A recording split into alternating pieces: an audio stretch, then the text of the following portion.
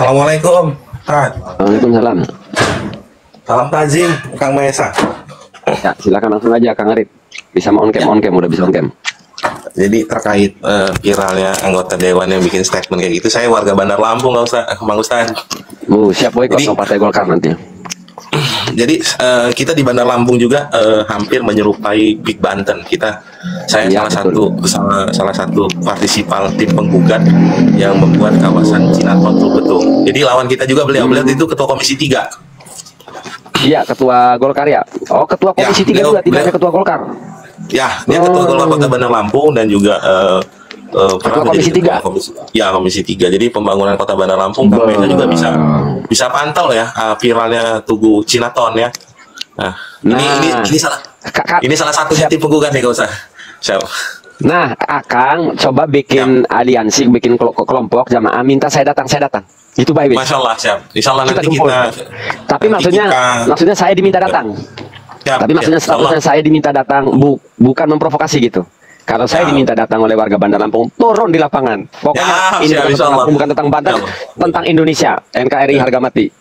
Iya, jadi kita juga ngikutin perkembangan siap statement yang tentang Pik Banten ya. Jadi kita juga yang merasa memiliki Banten lah, Lampung kan, dalam catatan dalam catatan dalam Kuripan, dalam sejarah Lampung itu terutama dari Keripan, dari Lampung Timur, yaitu notabene Keraton Pugung, Keraton Darah Putih, itu memang ada perjanjian dalam Kuripan gitu. Jadi apa yang tersakiti di Banten itu yang tersakiti di Lampung. Kalau ketika dia memahami sejarah dan mengerti akan nasabnya. Tapi kalau dia nggak mengerti akan sejarah, tidak tahu akan nasab, dia tidak akan mau mendengar, jangankan mendukung, mendengar aja dia nggak mau gitu. Nah, betul, itu dari sisi sejarah Kang Arif, itu dari sisi sejarah bahwa Banten dengan Lampung punya ikatan, Banten dengan Aceh punya ikatan, Banten dengan Sulawesi punya ikatan. Tapi sekarang dalam konteks NKRI semua kita udah menjadi NKRI, makanya Lampung butuh saya, panggil saya. Masya Allah, nanti kita silaturahmi bersama. Siap. Jadi kalau Kang Maesa pernah ngeliat video-video yang disampaikan Bang Egi tentang pembangunan Cinaton. Nah, ini salah satunya di tim penggugat ini. Ini salah satunya yang penggugat. Cuman mungkin Allah mentakdirkan kita kalah dengan pemerintah mungkin, tapi kita setidaknya kita sudah punya perlawanan. Kita tunjukkan dengan masyarakat, kita takzim kok dengan alim ulama. Cuman alim ulamanya seperti apa dulu nih. Betul. jadi kita bukan siap. Kita menghormati ulama secara umum. Kalau soal keulamaan, keilmuan kita hormati. Tapi manakalanya ketika itu menjadi seorang pengkhianat yang disebut oknum, itu hinanya double. Karena ini tempat suci. Logikanya begini ya. Nih, ulama itu kan ibarat kertas putih nih. Ini hitam, ini kertas putih. Kalau kena noda, ini nampak beneran gitu. Sama-sama melakukan pengkhianatan. Orang awam ya hina, ulama lebih hina. Ketika dia menjadi seorang pengkhianat itu gitu loh. Lah ilmunya ya tetap kita hormati lah. Nggak ada hubungannya. Wah, jadi beliau dan saya ini punya lawan yang sama ini nanti. Wah, merambat anggota dewan ya. Jadi ingat dulu Kang Arif, saya dituduh pernah masuk rumah sakit gila oleh mantan Kades. Wah, yang tahu kok kartunya mantan Kades akhirnya menghubungi saya merapat, dibeberin semua. Akhirnya nggak terima. Nah, sekarang ada anggota dewan di Bandar Lampung menyerang saya. Orang Bandar Lampungnya nongol mau membela saya. Tuman loh. Saya izin Kang Maesa, saya putra asli Lampung, saya putra asli Lampung. Juriat saya emang ada juriat Gunung Karang. Saya ada juriat dari saya Muhammad Ya, saya emang ada juriat Banten. Tapi terus emang saya juga salah satu keturunan yang ada di Banten, yang ada di Cikoneng, di Minak Sangaji. Turunan kita dari Lampung Tengah. Jadi luar biasa. Jadi ketika kita bicara Banten, ketika kita bicara sejarah, itu emang crash. Jadi emang saya agak terkesut hati saya sih ya. Mestinya beliau sebagai pimpinan dewan jangan berstatement di dalam dunia maya seperti itu. Maksudnya jangan diviralin lah, viral jadi aspirasinya ya, jadi kan jadi penilaian saya juga. Jadi kawan-kawan yang menggugat Cinaton itu tertawa juga Kang Maesa. Bagaimana itu? Nah, sayangnya dia salah gertak Kang. Kebetulan dia kali ini salah gertak, Mahesa yang digertak. Waduh, nggak takut. Iya. Jadi emang agak terkecoh hati kita sih ngeliat Pik 1, Pik 2 gitu kan. Jadi gini, mohon maaf juga sahabat dunia maya, sahabat TikTok Kang Maesa dan Ahyari kan saya terkenal lah ya. Jadi viralnya Pik 2 ini kan menjadi ini apa? Menjadi jembatan kita untuk bisa melihat program mana sih yang pro rakyat, program mana sih yang menjatuhkan pemerintah yang mana yang membela. Jadi berangkat dari Pik 1 kita aman, artinya kan aman, kita nggak tahu sih sebagaimana perkembangan awal Pik 1. Nah, Pik 2 ini sebelum munculnya Pik 2 ini kami dulu Cinaton dulu Kang Mahesa. Jadi kami melalui kuasa hukum kami menghubungi Bang Egy. Jadi pernah di sama Bang Egy pernah dibahas juga sama beliau, lembaga sama tim hukum kita, dan emang kontrol Allah bener, kita kalah dengan lawan pemerintah, lawan negara, tapi kita sudah puas. Emang PSN itunya, Kang?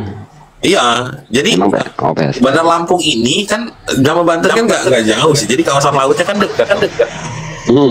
Iya, jadi emang bisa kawan-kawan sahabat Dumai juga, sahabat TikTok kita bisa melihat nih, bisa kita buka sih apa yang terjadi di Bandar Lampung. Itu kan semua terjadinya di laut gitu, di pinggiran laut gitu.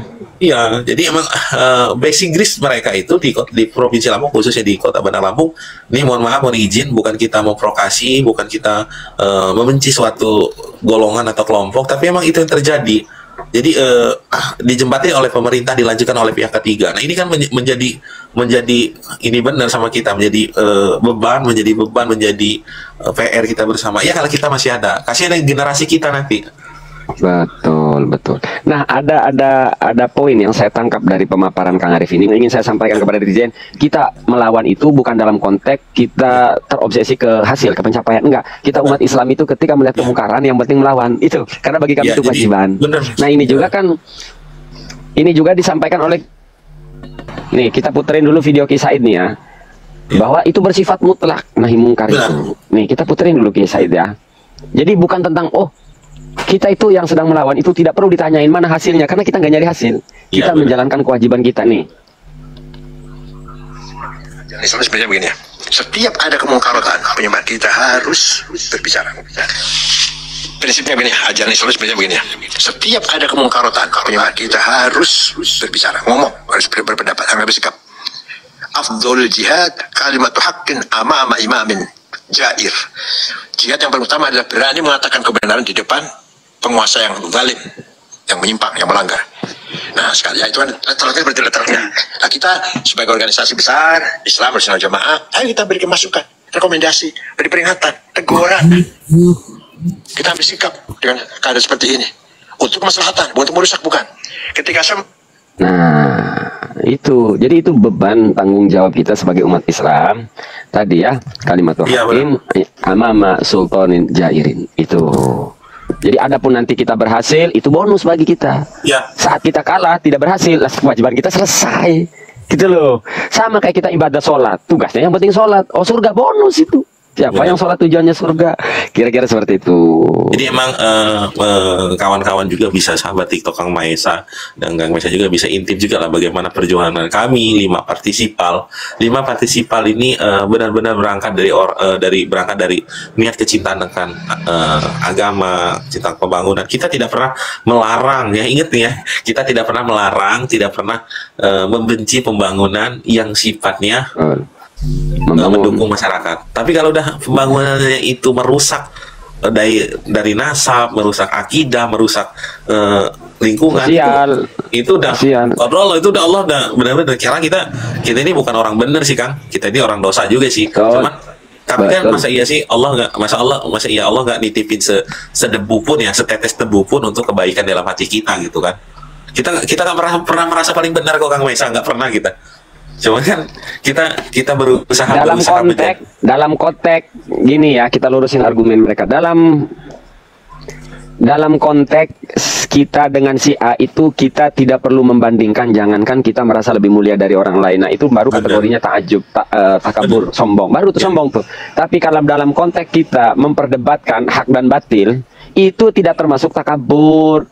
Nanti Nabi Muhammad disebut takabur nih. Karena Nabi Muhammad agamanya merasa paling benar. Banyak hal umat Islam harus merasa paling benar. Kan al halalu bayyinun wal haramu bayyinun. Halal haram itu sesuatu yang terang benderang.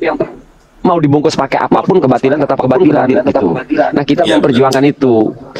Bukan dalam konteks kita merasa mulia dari orang lain, kagak nyambung itu hater itu. Kita membantah seseorang dituduh kita merasa lebih mulia, sopo. Iya, nggak bisa kayak gitu. Oke, silakan Kang Atur. Kang Atur dulu, Kang Arif. Kasih kesempatan dulu. Ya. Ayo Kang Atur ngeliat. Nih, doubling. Oke, assalamualaikum. Waalaikumsalam Kang Atur. Waalaikumsalam. Ini kamera ininya depannya terganggu sebentar. Oke, terima kasih. Saya menangkap semangatnya.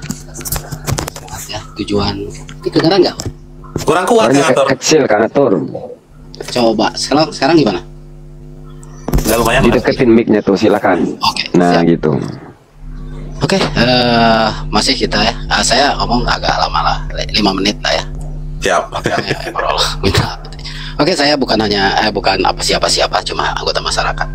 Cuma saya alhamdulillah melewati beberapa periode ya pemerintahannya, mulai dari Pak Harto ya. Saya sudah ada begitu. Sempat kuliah juga, jadi saya merasakan kuliah di zaman Pak Harto begitu ya. Terus Pak Habibie juga merasakan, terus Pak Gus Dur, Megawati, merasakan semua. Sampai Pak SBY, kemudian Pak Jokowi ya, dua ini. Iya. Saya merasakan, dan tetap saja saya setuju tuh bahasa-bahasa tentang nation state itu ya. Negara kebangsaan, komitmen kita untuk pencerdasan kehidupan bangsa dan menciptakan kesejahteraan umum. Tujuan dari terus tetap menjadi bagian yang harus bahasa semangat NKRI ya. Saya setuju Pak Bang Eza. Saya coba sebagai orang tua cuma memberikan ini aja. Semoga bisa diterima bahwa tetap saya yakin resiko setinggi apapun sudah siap. Saya yakin Anda sudah siap. Anda sudah dibekali dan Anda sudah membekali diri. Tapi saya cuma masukkan tetap elegan, dan saya pikir saya juga udah baca beberapa hal di UU KEK ya, kawasan ekonomi yang dulu Omnibus Law, bagian dari Omnibus Law. Setting goal kita itu pada mempertahankan nation state. Jadi persoalan daerah-daerah yang demarkasi, daerah-daerah yang subkultur eksklusif seperti PIK ya. PIK 1 itu sudah subkultur eksklusif, termasuk kemarin itu apa tuh yang beberapa pulau itu ya. Itu sudah subkultur eksklusif, sebetulnya sudah menistakan persatuan sila persatuan Indonesia ya. Mengeklusifkan diri. Kemudian kayak itu ada pasal-pasalnya juga. Kemudian dalam rekrutmen seleksi tenaga kerja, terutama tenaga kerja asing, dan juga tentang pabean, yang itu juga berhubungan dengan ketahanan negara. Apa masalahnya? Ada jalur nafsa yang harus kita kawasi bersama. Ada jalur senjata gelap yang bisa mengadu domba antar bangsa ya, anak bangsa. Ini berbahaya. Jaringan internasional itu berbahaya, dan kita jangan menganggap kita kecil, kita besar. Sejelek-jeleknya Pak Karno ada kekurangan, sejelek-jeleknya Pak Harto ada kekurangan, tapi mereka tetap baik. Mereka di hadapan saya masih baik sebagai orang yang menjaga nation state ini. Dua orang itu saya kira cukup lah, walaupun ada kesalahannya, ada yang tidak berkenan, saya cukup ini, karena mereka menjadi orang yang tetap menjadi poros. Dia tidak ke kanan, dia tidak ke kiri, dan menjadikan negara ini benar-benar berdaulat, dihargai. Jadi orang tidak sembarangan bisa masuk. Mulai zaman Pak Karno ada deklarasi Juanda. Bayangkan 12 mil batas yang dulunya terpisah-pisah, sekarang 12 mil pada pulau yang terluar, pada sudut terendah, luar biasa, luas, tambah luas gitu. Itu dipertahankan oleh Pak Karno. Kemudian Pak Harto bagaimana dengan persebaran transmigrasi, itu mendukung sistem hamkam rata untuk pulau-pulau terluar. Kita ini kehilangan Pak Harto dan Pak Karno ini kehilangan sipidan dan diri kita. Pak Harto mendapatkan, kenapa Pak Harto mengambil, saya terlepas saya juga banyak tidak setuju dengan beliau, saya termasuk yang mendemo beliau waktu SDSB dan sebagainya, tapi saya setuju dengan Pak Harto ketika Timur itu emang harus diambil. Kita kalah di internasional aja. Kembali lagi ke ini, landasan filosofis dan historis kita, bahwa sebetulnya Pak Harto luar biasa. Coba lihat posisinya, Timur itu kagok gitu. Itu bisa menjadi bagian daripada intrusi negara besar seperti Australia. Nah, PIK itu juga seperti itu, termasuk Bandar Lampung, termasuk Lampung ya. Itu Lampung itu kan ke bawah sedikit juga, dari Selat Sunda ke sana kan juga samudera luas kan, sama Samudra Hindia kan. Ya saya masih ingat Pahawang ya. Di bawah Pahawang itu ada gugusan pulau. Saya pikir ada pulau-pulau yang sekarang sudah dibikin garis demarkasi. Saya yakin itu. Saya dengar seperti itu. Dan ini kita ngomong itu aja lah. Saya pikir kita harus belajar pada kalau dibilang orde lama, orde baru itu bagus dalam pertahanan. Masih menjadi gerakan non blok menjadi mercusuar, dihargai begitu ya. Walaupun banyak hal yang mencerdas dalam kesejahteraan umum belum. Tapi untuk hal-hal yang berhubungan dengan ketahanan negara, mempertahankan kita NKRI ini, ngomong NKRI tapi kita tidak bisa mempertahankan, kan lucu kita ya. Segala pemerintah itu harus berpikir dari impor ya. Hanya duduk di tidak ada ini di meja saja, tapi saya mendukung. Semoga saya doakan Anda berdua tetap istiqomah dan tetap diberi kekuatan perlindungan dari Allah Subhanahu wa taala. Berbuat mengurangi luka-luka anak bangsa, termasuk anak Papua yang sekarang terpinggirkan. Kita banyak dolim ya. Pemimpin kita banyak dolim juga pada Papua. Semoga mereka di Papua jadi Aceh, kemudian mereka mendapatkan haknya dengan baik. Dan kalau puntennya ini satu kali lagi, seandainya pimpinan kita berani mengajak kita berpuasa bersama-sama, insya Allah kita akan negara nation state ini, negara kebangsaan Republik Indonesia akan bertahan. Terima kasih. Assalamualaikum warahmatullahi wabarakatuh. Semangat. Terima kasih. Cukup Pak. Waalaikumsalam warahmatullahi wabarakatuh. Ya, silakan. Terima kasih Kang Atur, Pak Atur, atas prolognya ini. Silakan Kang Arif, dibuka mic-nya. Kamu YouTube. Mic-nya aja, gambar mic kalau ditekan doang. Nah, jadi emang kalau bicara peak 1 sih, ya saya juga merasa berdosa lah ya. Karena kan kita peak 1 itu kita nggak ngikutin perkembangan Kang Maesa.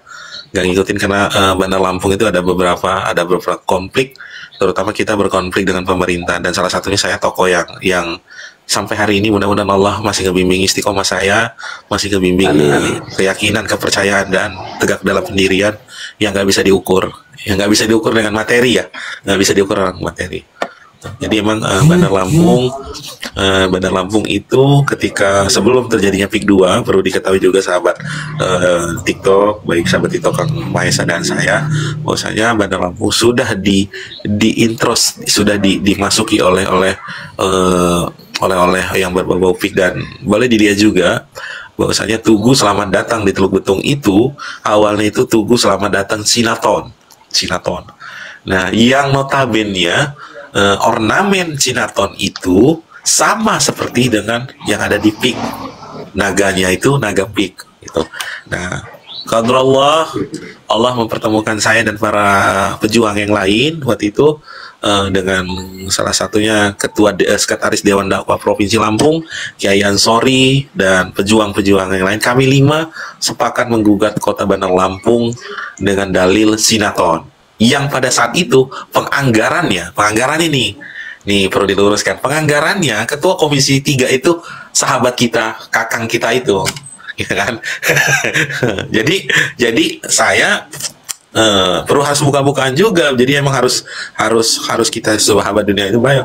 Beliau mengatakan pada saat itu Bandar Lampung bla bla bla bla bla bla investnya pada saat itu benar indikasinya 5 miliar dari APBD yang ada di Kota Bandar Lampung. Sisanya dilanjutkan oleh pihak ketiga. Ini mohon maaf, kalau emang saya salah nanti diklarifikasi oleh sahabat dunia maya yang berasal dari Kota Bandar Lampung. Nah, sudah itu pembangunan itu labelnya wisata kuliner Kang Maesa. Wisata kuliner bagus banget konsepnya. Tapi setelah launching, itu berubah semua tuh. Cina-Cina itu pada bikin Tugu Pagoda lah, bikin inilah, bikin itulah. Nah, ini jadi satu beban kita juga, menjadi suatu PR kita besok ke depannya. Di samping Tugu Pagoda itu akan dibangun Tugu Al-Quran. Kalau kita nggak gugat, itu akan berdiri Tugu Al-Quran, ya kan? Nah, Tugu Al-Quran itu sampingnya jaraknya cuma 50 meter dari Tugu Pagoda.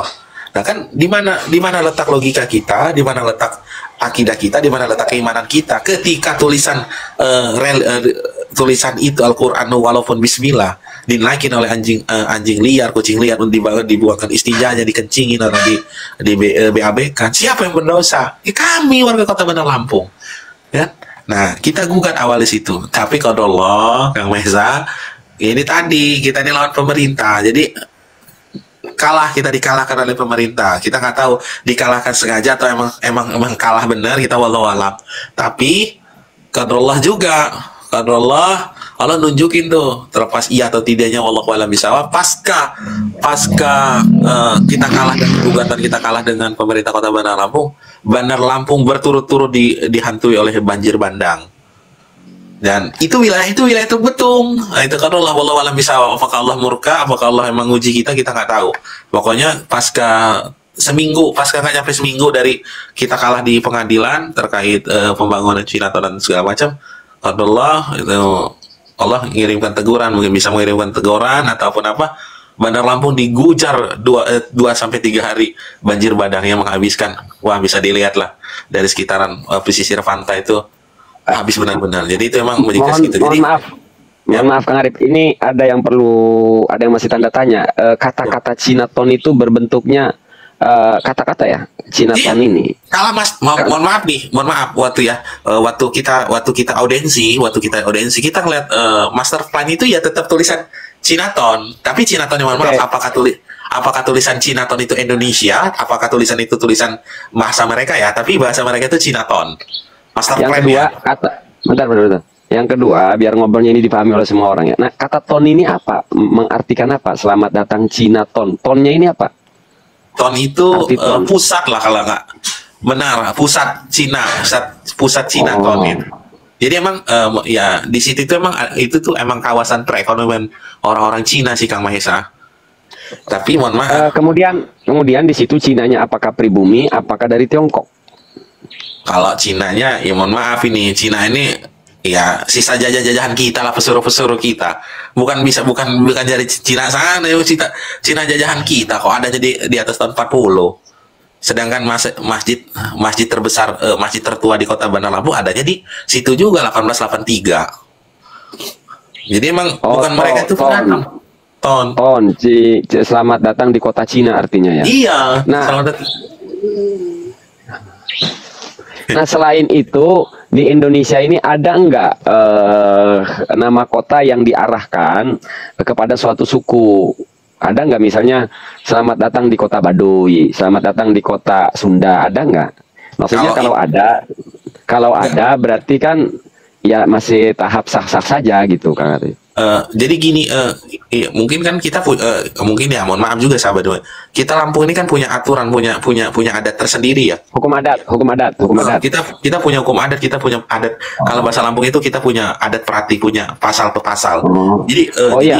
Jadi punya pasal-pasal itu ada pasal Cepalo. Pasal Cepalo itu menyatakan bahwasanya tidak bisa suatu daerah itu tanpa izin kebandaran, tanpa izin penyimbang tuho, tanpa izin tokoh-tokoh adat yang ada di sekitar situ. Nah, jadi pemerintah itu melalui pihak ketiga, kelompok Cina itu membisikkan pemerintah kota untuk membangun ya yang seperti itu. Akhirnya konflik lah terbagi. Oh, jadi persoalannya bukan bersifat umum atau karena mutlak kata-kata Cinatonnya itu, tapi karena di Lampung itu ada hukum adat yang poinnya substansinya bertentangan, bertentangan dengan kata-kata itu. Iya. Pertama kata-katanya bertentangan. Kalau berbicara hukum adat, setahu saya kan yang tertinggi ini memang di Indonesia ini hukum adat. Di Banten aja sengaja masyarakat dibuat nggak tahu tentang hukum adat itu. Padahal undang-undang dasar kita kan memiliki peran yang sangat kuat itu hukum adat. Jadi emang Bandar Lampung itu mungkin karena kurang viral. Nah, kemarin kan di salah satu markas Brimob kan ada gambar naga, itu videonya menyebar. Itu kan sekarang dibongkar itu. Artinya simbol-simbol kecil ini kalau dibiarkan ya akan jadi simbol besar. Iya. Nah, yang kita khawatirkan kalau di Banten ya, ini sekali lagi bukan tentang rasis ya, di Banten. Hawa ini kok mirip kayak di Palestina. Jadi pada akhirnya orang sereal, orang Yahudi ketika diberi kesempatan menduduki Israel lalu menjajah, menguasai, lalu mengklaim si Masjidil Aqsa. Nah, ini mirip di Banten itu ada kelenteng kan. Nah, di Banten ini ada kelenteng yang sudah tua, udah lebih tua dari Masjid Agung Banten bahkan. Nah, yang kita khawatirkan ini jangan-jangan kalau mereka ini bangsa-bangsa Tiongkok ini dibiarkan, nanti khawatirnya mengklaim bahwa Banten ini yang lebih dulu ya bangsa Tiongkok. Nah, ini yang kita khawatirkan. Ini mirip Palestina loh. Orang Yahudi dibiarkan masuk, lalu mengklaim Masjidil Aqsa adalah milik mereka. Nah, sekarang di Banten mirip, mereka menghuni pesisir. Nah, bagaimana nanti kalau kelenteng di Banten ini dijadikan alasan mereka akan menguasai Banten? Ini misalnya bangsa Tiongkok akan mengklaim, sebelum Hasanuddin Banten itu kami dulu, leluhur kami dulu yang menguasai Banten. Ayo bagaimana? Enak Iya, baik. Nah ini menjadi perhatian ini. jadi apa gitu kan krimen kan jadinya ya kan ini keturunan wong Banten ya kan. Nah, jadi Kang Rancap serius ini ya, sekali lagi kita jujur apa adanya. Kelenteng di Banten sampai sekarang masih bertahan dan megah karena memang kita sangat toleransi warga Banten itu ya terhadap perbedaan suku, ras, bahkan agama itu sangat toleransi banget di Banten ini. Nah, sementara keberadaan kelenteng itu lebih tua dari Masjid Agung Banten. Yang dikhawatirkan kalau bangsa Tiongkok ini dibiarkan masuk besar-besaran, khawatir dia mengklaim tanah ini dulu dikuasai oleh leluhur mereka. Ini yang repot. Gitu. Mes, intinya Banten jangan, kalau kata Bang Wisanggeni ya, Sultan Bang Wisanggeni, bahwa Banten bukan Singapura dan tidak akan pernah jadi Singapura, maka kata Mahesa, Banten bukan Palestina dan tak akan pernah menjadi Palestina. Ya, Banten akan lawan sedari awal. Kami tidak mau mengalami hal yang sama dengan saudara-saudara kami di Palestina. Daripada kami dijajah lebih dulu, mending kami melawan sedari awal sebelum mereka kuat. Benar. Jadi emang menjadi PR kita bersama juga untuk saudara-saudara yang lain, bukan saja dari Banten, terutama dari yang satu akidah dengan kita, satu perjuangan dengan kita untuk bersama-sama. Minimal kita berdoa melanjutkan perjuangan, ya kan? Walaupun ya kita kasih dukrisnya. Nah, saya agak tertarik ketika saya tadi ngeliat TikTok, ngeliat Kang Maesa unggah dia. Nah, ini kata saya mau ikutan juga. Saya mau bicara juga. Saya agak ini juga dengan ketua Komisi 3 dengan ketua Golkar Kota ini, kata saya. Jadi emang saya apa kan karena memang faktanya kan gini Kang. Faktanya kan tentang Selamat Datang Cinaton yang di Bandar Lampung itu kan nyatanya kita sama sekali nggak menerima kabar itu ya, nggak menerima kabar itu. Mungkin kapan-kapan saya kalau memang saya diminta datang, maksudnya itu biar menghindari narasi bahwa saya memprovokasi warga Bandar Lampung. Jadi kalau saya diminta oleh warga Bandar Lampung nanti saya datang, walaupun nanti mereka kan akan mengumpulkan masa juga, nanti udah kebayang tolak Mahesa Bantani. Ya enggak apa-apa, makin digituin saya makin terkenal kan gitu loh. Ini dari Kesultanan nanti. Dari Kesultanan nanti aman insya Allah Kang. Ini yang bicara sama Kang Mahesa ini putra asli Lampung kok. Putra asli bener, belum ada campur insya Allah kita masih welcome. Jadi artinya tapi gini Kang, kita nggak mensederhanakan karena mereka tuh punya banyak duit, mereka itu bisa suka-suka aja ngumpulin orang, ngebayar orang. Masalahnya itu. Kalau pesan almarhum mama saya Kang Mahesa, manusia itu berencana Allah Maha Kuasa, yang penting jalan dulu aja ya kan. Siap. Artinya gitu, artinya apapun perjuangan selagi itu memang benar Kang, pesan saya untuk Kang Mahesa, terus termasuk sahabat-sahabat, saudara-saudara sedulur kita yang ada di Banten, walaupun kami terutama saya secara pribadi belum bisa mengikuti, bisa berbusati, saya berdoalah untuk segala perjuangan kita tetap pantau di sahabat dunia maya, kita saling support, saling dukung, dan kalaupun nanti dibutuhkan, mohon izin Kang, mohon maaf ketika nanti dibutuhkan, apakah perlu data, apakah perlu pernyataan sebagai warga Kota Bandar Lampung ketika nanti berkonflik ya, mohon maaf saya bukan ini, ketika sering ada silang pendapat dengan warga Banten yang ada di Bandar Lampung, insya Allah saya secara pribadi mungkin nanti ikut serta memfasilitasi dan termasuk antara pernyataan Ketua Golkar Kota Bandar Lampung supaya tidak menjadi bias, supaya tidak menjadi liar, maka bersama-sama kita rancangkan statement yang saya kira emang harus ada pernyataan secara terbuka, harus tabayun, jangan berkoar-koar di media ya kan kita ya mohon maaf ini Kang Mahesa sama Ahli Arif ini kan cuma rakyat jelata ya kan, dia anggota dewan ya kan, justru itu kalau Mahesa koar-koar karena nggak punya alat, nggak punya fasilitas. Iya, itulah dia anggota dewan. Kita mah kan viralnya ning medsos bae deh, kayak makan anak AKKB ya